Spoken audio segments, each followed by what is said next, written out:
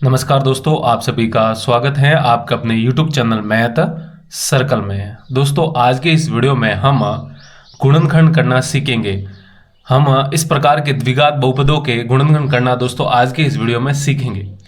तो दोस्तों, ये सब सीखने के लिए इस वीडियो को पूरा जरूर देखिएगा। हाँ दोस्तों, अभी तक आपने वीडियो लाइक नहीं किया है तो वीडियो को लाइक कीजिए, और अभी तक चैनल को सब्सक्राइब नहीं किया है तो वीडियो के नीचे वाला जो लाल बटन है उसको दबा दीजिए। दोस्तों, इस सवाल के गुणनखंड करने से पहले मैं आपको बता देता हूं कि दोस्तों आज के इस वीडियो में हम द्विघात बहुपदों का जो गुणनखंड का टाइप 1 है वो दोस्तों सीखेंगे। इससे आगे आने वाले वीडियोस के अंदर हम दोस्तों टाइप 2 और टाइप 3 सीखेंगे। तो इस सवाल को करने से पहले मैं आपको दोस्तों द्विघात बहुपद का व्यापक रूप बता देता हूं। देखिए दोस्तों, द्विघात बहुपद का जो व्यापक रूप होता है, द्विघात का मतलब देखिए, द्वि मतलब दो और घात का मतलब पावर यानी कि घात ही होता है। तो ऐसा बहुपद जिसकी अधिकतम घात कितनी हो, 2, वो दोस्तों क्या कहलाता है, द्विघात बहुपद। और उसका जो व्यापक रूप होता है वो दो व्यापक का रूप का मतलब दुनिया में जितने भी द्विघात बहुपद है वो सब इसी के रूप में लिखे जाएंगे। तो यहाँ पर आप देख सकते हैं दोस्तों, ax² + bx + c, ये एक द्विघात बहुपद का दोस्तों व्यापक रूप है, यानी कि दुनिया में जितने भी द्विघात होते हैं वो सब दोस्तों इसी में लिखे जाएंगे। ax² + bx + c में ये दोस्तों a b c है, ये सारी क्या है दोस्तों, वास्तविक संख्या है। और यहाँ पर एक बात का ध्यान रखना दोस्तों, a है वो कभी भी 0 के बराबर नहीं हो सकता, क्योंकि जब a 0 हो गया तो x² a से गुणा हो जाएगा और x² का पद ही गायब हो जाएगा, तो ये द्विघात बहुपद नहीं रहेगा, इसलिए a कभी 0 नहीं हो सकता। हाँ दोस्तों, ये b और c 0 हो सकता है। तो ये जो व्यापक रूप है ये टाइप नंबर 1 है, याद रखना है आपको। यहाँ पर मैंने टाइप नंबर 1 देखिए, ये पूरा इसी के रूप में लिखा हुआ आप देख सकते हैं, ax² + bx + c, ये व्यापक रूप है और इसी के रूप में दोस्तों ये सवाल लिखा गया है। यहाँ पर x² का पद है, x का भी पद है और ये c यानी कि अचर पद भी है। अब दोस्तों टाइप नंबर जो 2 है उसमें क्या होगा, उसमें दोस्तों ये जो c है ये नहीं होगा। कहने का मतलब उन द्विघात बहुपदों का जो व्यापक रूप है वो दोस्तों ax² + bx के रूप में होगा, है कि नहीं। यहाँ पर दोस्तों ये जो अचर पद है नहीं होगा, ये होगा हमारा टाइप नंबर 2, जो इसके अगले वीडियो में हम करेंगे ऐसे सवालों के गुणनखंड। और जो दोस्तों हमारा टाइप नंबर 3 होगा, टाइप नंबर 3 में दोस्तों क्या है, सी तो होगा लेकिन ये दोस्तों बी वाला यानी कि एक्स वाला पद नहीं होगा, ठीक है नहीं। कहने का मतलब ax² + c, इस प्रकार के सवालों का गुणनखंड करना हम सीखेंगे टाइप नंबर 3 में, ठीक है। तो अभी के इस वीडियो में हम दोस्तों इस प्रकार के सवालों को करना सीखेंगे। आप देख सकते हैं ax² + bx + c, इसमें दोस्तों x² का पद सबसे पहले लिखना है, उसके बाद उससे एक कम घात यानी कि एक घात वाला पद x के एक घात वाला, और सबसे अंत में 0 घात यानी कि अचर पद आपको लिखना है। यही क्रम आपको रहना चाहिए। और ये सवाल आप देख सकते हैं, इस सवाल में मैंने पहले से ही इसी क्रम में ये सवाल लिखा है, ठीक है। अब दोस्तों ये कहीं कहीं x की जगह y या फिर कोई और भी चर इस्तेमाल किए जा सकते हैं, उससे आप कोई फर्क नहीं पड़ता है, रहता वो द्विघात बहुपद ही है, ठीक है दोस्तों। तो अब हम करते हैं हमारा सवाल। देखिए दोस्तों, यहाँ पर देखिए सवाल क्या है, x² + 7x + 12। इस सवाल के दोस्तों हमें क्या है, गुणनखंड करना है, ठीक है नहीं। ये द्विघात बहुपद है तो हमें इसके 2 टुकड़े करना है यानी कि गुणनखंड करना है। तो सबसे पहले दोस्तों आपको सवाल को इसी क्रम में लिखना है। कहने का मतलब सबसे आप बड़ी घात, उसके बाद उससे एक कम घात और उसके बाद उससे कम यानी कि 0 घात, ठीक है। तो ये लिखने के बाद जो हमारा पहला काम है वो दोस्तों क्या करना है, बाह्य पदों का गुणा करना है। कहने का मतलब जो x² वाला पद है और जो अचर पद है इन दोनों का आपस में दोस्तों आपको गुणा करना है। तो मैं यहाँ पर साइड में देखिए गुणा कर देता हूँ। x² को गुणा करना है दोस्तों 12 से, तो जब इन दोनों को गुणा करेंगे तो ये कितना हो जाएगा, 12x² हो जाएगा, ठीक है। सबसे पहला काम बहुत ही आराम और बहुत ही बेसिक से सिखा रहा हूँ, इसलिए दोस्तों वीडियो को पूरा जरूर देखना और ध्यान से देखना। देखिए x² को गुणा करना है 12 से, बाह्य पदों का गुणा सबसे पहला काम, तो हमने गुणा कर दिया दोस्तों, 12x² आ गया, ठीक है, बाह्य पदों का गुणा, तो 12x² आ गया। अब दोस्तों क्या करना है, देखिए ये जो गुणनफल आया यानी कि 12x² आया, अब इसके हमें क्या करने हैं, गुणनखंड करने हैं। कहने का मतलब 2 ऐसे गुणनखंड करने हैं कि उन दोनों को गुणा करें, यानी कि यहाँ पर और यहाँ पर हो, उन दोनों को जब गुणा करें तो दोस्तों हमारा वापस 12x² आना चाहिए। इस x² को एक समय के लिए आप ऐसे भूल जाइए, तो ये कितना बन जाएगा दोस्तों, 12 बन जाएगा, ठीक है नहीं। कितना हो जाएगा, 12। तो 12 के हमें 2 ऐसे गुणनखंड करने हैं, यानी कि 2 ऐसी संख्याएं ढूंढनी है, खोजनी है, जिससे दोस्तों इन दोनों को गुणा करें, उन दोनों संख्याओं को, तब दोस्तों हमारा कितना आना चाहिए, 12। अब 12 के आगे कुछ नहीं है तो दोस्तों यहाँ पर प्लस लगा हुआ है, ठीक है। तो उन दोनों को गुणा करेंगे तो गुणा करने पर प्लस का 12, और जब दोस्तों उन दोनों को जोड़ेंगे या फिर घटाएंगे तो यहाँ पर जो ये बीच वाला पद है, यहाँ पर बीच वाला पद कितना है दोस्तों, प्लस का 7x है। इसमें जो ये प्लस का 7 है ये आ जाना चाहिए, यानी कि उन दोनों को जोड़े या फिर घटाए तो कितना आना चाहिए, प्लस का 7, और गुणा करे तो दोस्तों कितना आना चाहिए, 12 आना चाहिए प्लस का। तो ऐसी कौन सी दो संख्या है। अब बहुत सारे बच्चे यहाँ तक तो कर लेते हैं, लेकिन उन दो संख्याओं को ढूंढने में बहुत ही समस्या आती है उनको, यानी कि बहुत ही समय लगता है। तो दोस्तों मैं आपको एक ऐसा तरीका बताऊंगा जिससे कि आप सीधा उन दोनों संख्याओं को ढूंढ सकते हैं। उसके लिए क्या करना है, जो यहाँ पर गुणनफल आता है, यानी कि जो भी यहाँ पर स्क्वायर वाला पद है उसका जो ये गुणांक होगा उसके आपको दोस्तों अभाज्य गुणनखंड करने हैं।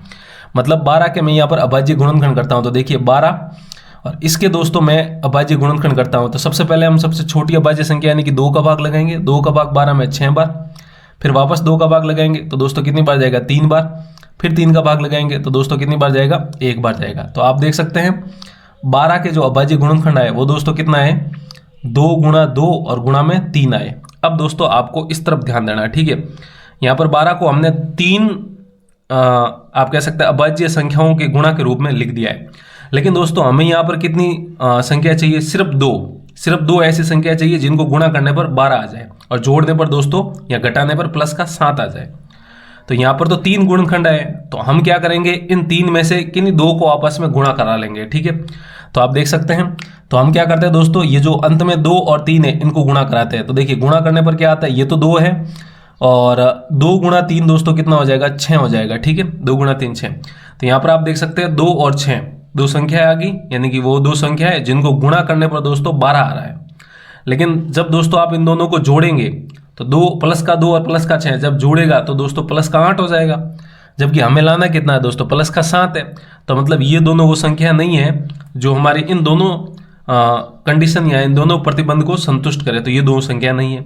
तो हम क्या करेंगे, ये जो 2 संख्या गुणा कराई थी इसकी बजाय अब हम दोस्तों किन्हीं और 2 को गुणा कराएंगे। कहने का मतलब अब हम दोस्तों ये शुरुआत वाली है इनको गुणा करा के चेक करते हैं, यानी कि 2 गुणा 2 इसको गुणा कराते हैं तो 2 गुणा 2 दोस्तों कितना हो जाएगा, 4 और ये 3 बचेगा। आप देख रहे हैं नहीं, अभाज्य गुणनखंड करने के बाद हमें सिर्फ 2 ही गुणा के रूप में चाहिए, 2 संख्या है, लेकिन यहाँ पर तो 3 है, इसलिए हम क्या करते हैं, किन्हीं 2 को गुणा करवा रहे हैं। हमने चेक किया नहीं आया, अब हम इनको गुणा करते हैं तो 2 गुणा 2 दोस्तों 4 और ये गुणा में 3 बचेगा।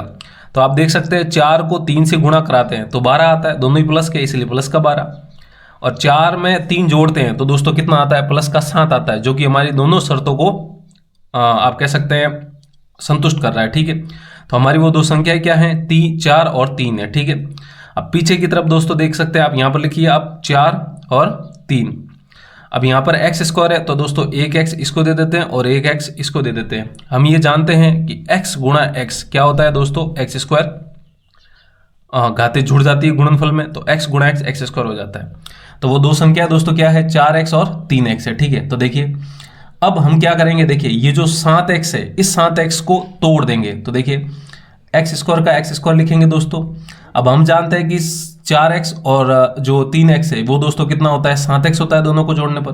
तो इसका मतलब 7x को हम दोस्तों 4x प्लस 3x के रूप में लिख सकते हैं। तो यहाँ पर लिखेंगे प्लस का 4x और प्लस का 3x, और प्लस का दोस्तों कितना यहाँ पर 12 है, ठीक है।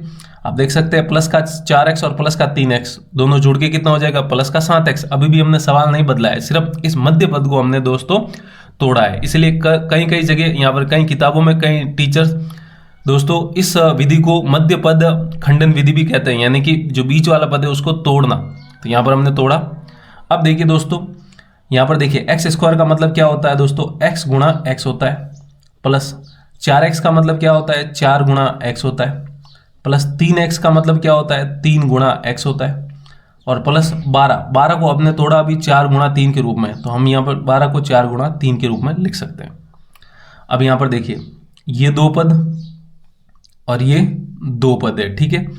इन दोनों पद में दोस्तों उभयनिष्ठ यानी कि कॉमन, इन दोनों में एक जैसा क्या दिख रहा है, तो आप देख पा रहे हैं कि इसमें भी x है और इसमें भी x है, 4 इसमें है लेकिन इसमें नहीं है। तो इसमें जो कॉमन यानी कि उभयनिष्ठ है वो दोस्तों क्या है, x है। तो x को हम उभयनिष्ठ लेते हैं यानी कि कॉमन। फिर देखिए दोस्तों यहाँ से x जब उभयनिष्ठ आएगा तो यहाँ पर ये x तो मान लीजिए आ गया, तो पीछे क्या बचा है x, तो यहाँ पर लिखेंगे x, प्लस का प्लस, बीच में प्लस है तो प्लस। अब दोस्तों इस पद में से हमने x कॉमन लिया था तो पीछे क्या बचा 4, तो यहाँ पर लिखेंगे 4, ठीक है। अब बीच में ये प्लस है तो दोस्तों यहाँ पर भी हम प्लस रहने देंगे, ठीक है। अब देखिए 3 गुणा एक्स प्लस 4 गुणा 3, इन दोनों पद में एक जैसा क्या दिख रहा है, यानी कि कॉमन उभयनिष्ठ। तो देखिए इसमें भी 3 है, इसमें भी 3 है दोस्तों, इसमें x है लेकिन इसमें x नहीं है, इसमें 4 है लेकिन इसमें 4, लेकिन 3 दोनों में है। तो यहाँ पर हम 3 लेंगे, 3 कॉमन, तो यहाँ से 3 कॉमन, तो पीछे x बचेगा तो लिखेंगे x, प्लस का प्लस तो यहाँ पर भी प्लस लिखेंगे क्योंकि यहाँ पर भी प्लस है। अब यहाँ से 3 कॉमन, तो पीछे क्या बचा दोस्तों 4, तो यहाँ पर लिखेंगे 4। ठीक है, अब देखिए दोस्तों ये वापस 2 पद बने, ये एक पद और ये दूसरा पद। तो अब दोस्तों इन दोनों पद में वापस एक जैसा, यानी कि वापस उभयनिष्ठ लेना है। तो एक जैसा यहाँ पर देख सकते हैं x प्लस 4 इसमें भी है और x प्लस 4 इसमें भी है, तो यहाँ से x प्लस 4 कॉमन ले लेते हैं। ठीक है, x प्लस 4 और फिर ब्रैकेट लगाएंगे। तो देखिए जब इस पद में से x प्लस 4 कट जाएगा तो पीछे दोस्तों क्या बचेगा x, तो यहाँ पर लिखेंगे x। अब ये एक पद दूसरा पद है, अब इसमें भी जब x प्लस 4 हट जाएगा तो बचेगा क्या, प्लस का 3, तो दोस्तों यहाँ पर क्या लगाएंगे, प्लस का 3। ठीक है, अब आप देख सकते हैं ये एक पद और ये दूसरा पद, और बीच में क्या है दोस्तों, गुणा है। कहने का मतलब ये जो x square plus 7x plus 12 है, इसके जो गुणनखंड आए हैं वो दोस्तों क्या है, x प्लस 4 गुणा x प्लस 3। जब आप इन दोनों पदों को वापस गुणा करेंगे तो दोस्तों हमारा वापस x प्लस 7x प्लस 12 हमें प्राप्त हो जाएगा। तो आप कह सकते हैं x square plus 7x plus 12 के जो गुणनखंड होंगे वो दोस्तों क्या होंगे, x प्लस 4 गुणा x प्लस 3। तो दोस्तों ये जो टाइप नंबर 1 द्विघात बहुपद का था, इसके गुणनखंड दोस्तों आपको ऐसे करना है, और वो संख्या ढूंढना दोस्तों मैंने आपको यहाँ पर समझा दिया है। यहाँ पर मेरे को समय लगा है, लेकिन जब आप ये तरीका सीख जाएंगे तो बहुत ही स्पीड और बहुत ही कम समय में दोस्तों सीधी वो संख्याएं ढूंढ पाएंगे। ठीक है नहीं, वो 2 संख्याएं। तो आई होप आपको समझ में आया होगा। दोस्तों ये एक सवाल लिया था, अब हम दोस्तों एक और सवाल लेते हैं, जिससे कि आपका ये जो कॉन्सेप्ट है, इस प्रकार के सवालों के गुणनखंड करना वो बहुत ही आसानी से आपको समझ में आ जाए। चलिए दोस्तों हम एक और सवाल लेते हैं। अब देखिए दोस्तों हमारा जो दूसरा सवाल है वो क्या है, 3y square plus 11y plus 10 है। अब बहुत सारे बच्चे कंफ्यूज हो रहे होंगे कि पहले वाले सवाल में तो x था, यहाँ पर y कैसे। तो उस बात से दोस्तों कोई फर्क नहीं पड़ता है, आपको परीक्षा वाला यानी किताब में कोई भी चर देखने को मिल सकता है। ठीक है, और इनको सही क्रम में भी लिखा हुआ है, 3y स्क्वायर यानी कि 2 घात वाला पहले, फिर 1 घात वाला, फिर 0 घात यानी कि अचर पद लिखा हुआ है। याद रखना है आपको, ये क्रम भी बहुत ही महत्वपूर्ण है, कोई बताता नहीं लेकिन मैं आपको बता देता हूँ। कभी कभी क्या है, वो इस सवाल को दोस्तों इस प्रकार भी लिख देता है, 11y plus 3y square plus 10, इस प्रकार भी दोस्तों आपको सवाल दे सकता है। ठीक है, और बहुत सारे बच्चे क्या करते हैं, सीधा डायरेक्ट ही गुणा कर लेते हैं बाह्य पदों का, उनको पता नहीं है कि 2 घात वाला पद पहले लिखा जाता है, इसलिए दोस्तों पहले इसको सही क्रम में व्यवस्थित किया जाता है। लेकिन मैंने जानबूझकर इनको सही क्रम में पहले से ही लिखा हुआ है, तो इस बात को आपको ध्यान रखना है। अब दोस्तों सही क्रम में भी हैं और वही टाइप है, तो क्या करेंगे, सबसे पहले बाह्य पदों का गुणा, बाह्य पद का मतलब 2 घात वाले का अचर पद से।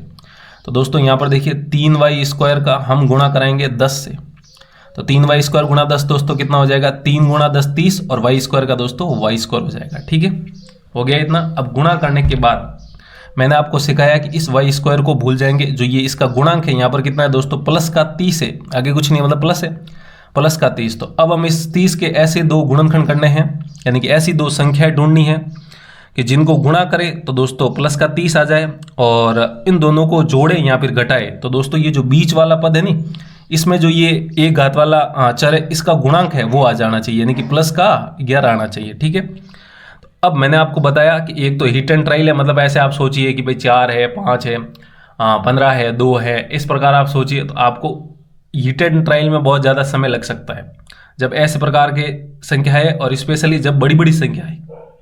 तो मैंने आपको तरीका बताया हुआ है। सबसे पहले आप क्या करेंगे, ये जो 30 है इसके अभाज्य गुणनखंड यानी कि 30, और फिर इस प्रकार अभाज्य गुणनखंड।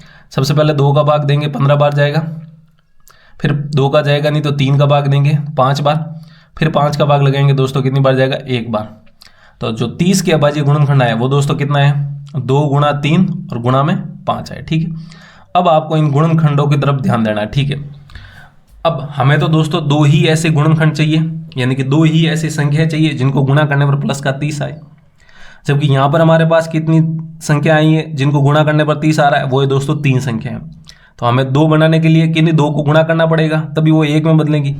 तो हम क्या करते हैं दोस्तों, इन दोनों को गुणा करवाते हैं। ठीक है, आप देखिए आप शुरुआत से भी गुणा करा सकते हैं। ठीक है, तो इन दोनों को गुणा कराएंगे तो एक तो 2 बनेगा, और ये 3 गुणा 5 दोस्तों 15 बन जाएगा। ठीक है, तो वो 2 संख्या है जिनको गुणा करने पर 30 आ रहा है, तो 2 और 15, 2 गुणा 15 दोस्तों 30 तो हो रहा है, लेकिन हमारी एक और शर्त है कि ये बीच वाला पद आ जाना चाहिए जब इन दोनों को जोड़े या घटाए।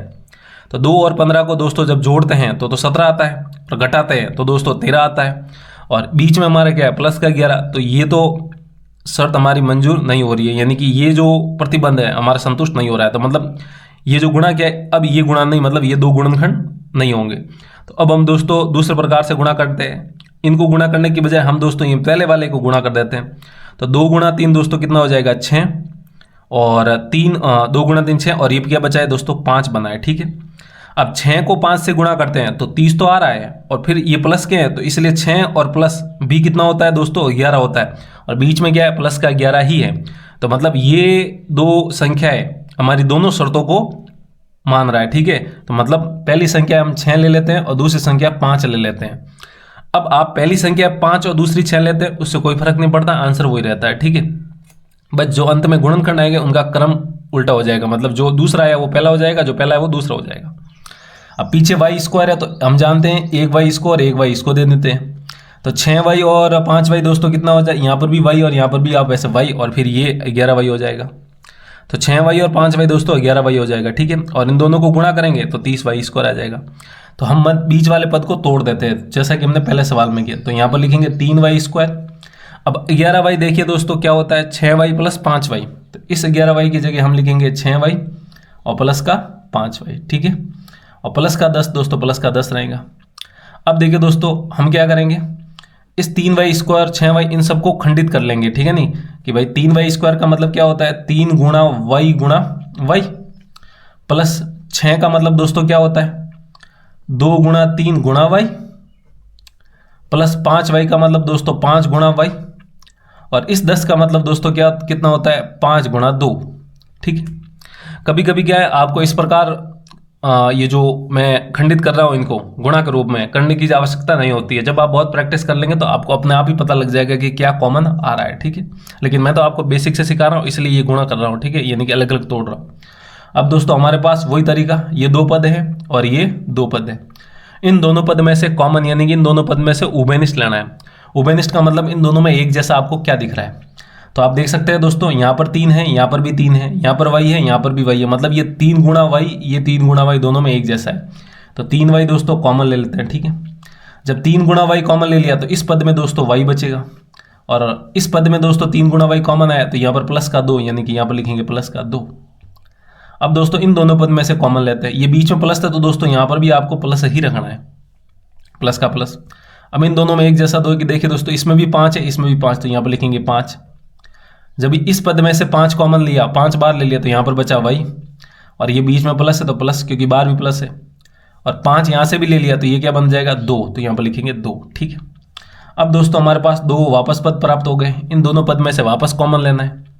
तो इन दोनों पद में से कॉमन का मतलब दोनों में से एक जैसा। तो यहाँ पर देखिए y प्लस 2 एक जैसा, y प्लस ये देखिए दोस्तों इन दोनों में है। तो जब हम दोस्तों y प्लस 2 कॉमन लेंगे तो ये कट जाएगा, बचेगा ये 3y, ये तो ले लिया ना हमने बाहर तो इसलिए कॉमन आ गया। अब जब y प्लस 2 इस पद में से कॉमन लेंगे, ये नीचे जो ऐसे कर रहा हूँ ना ये पद है, इस पर आपको ध्यान लगाना है। तो बचेगा प्लस का 5, तो यहाँ पर लिखेंगे प्लस का 5, ठीक है। अब आप देख सकते हैं दोस्तों हमारे पास 2 गुणनखंड आ गए, वो भी गुणा के रूप में। तो यही दोस्तों हमारे क्या है आंसर है। तो आप कह सकते हैं जो 3y स्क्वायर और 11y प्लस 10 है इसके जो गुणनखंड होंगे वो दोस्तों क्या होंगे y प्लस 2 गुणा 3y प्लस 5 होंगे। तो इस प्रकार दोस्तों इन सवालों के गुणनखंड करने हैं। तो उम्मीद है आपको समझ में आया होगा कि किस प्रकार दोस्तों ऐसे सवालों के गुणनखंड किए जाते हैं। यदि आपको समझ में आया तो वीडियो को दोस्तों लाइक कीजिए, और अभी तक चैनल को सब्सक्राइब नहीं किया तो वीडियो के नीचे वाला जो लाल बटन है उसको दबा दीजिए। दोस्तों इस वीडियो में हमने द्विघात बहुपद जो दिए हैं उसका टाइप नंबर 1 सीखा है, ठीक है। इससे आगे आने वाले वीडियो में भी हम टाइप नंबर 1 ही रखेंगे, लेकिन कुछ और अलग अलग सवाल करेंगे। कहने का मतलब यहाँ पर तो देखिए दोनों ही सवालों में प्लस प्लस था, लेकिन कभी कभी यहाँ पर माइनस और दोनों में माइनस या फिर माइनस और प्लस आ सकता है, ठीक है। तो वो भी करेंगे हम, और उसके बाद दोस्तों हमारा टाइप नंबर 2 और टाइप नंबर 3 करेंगे।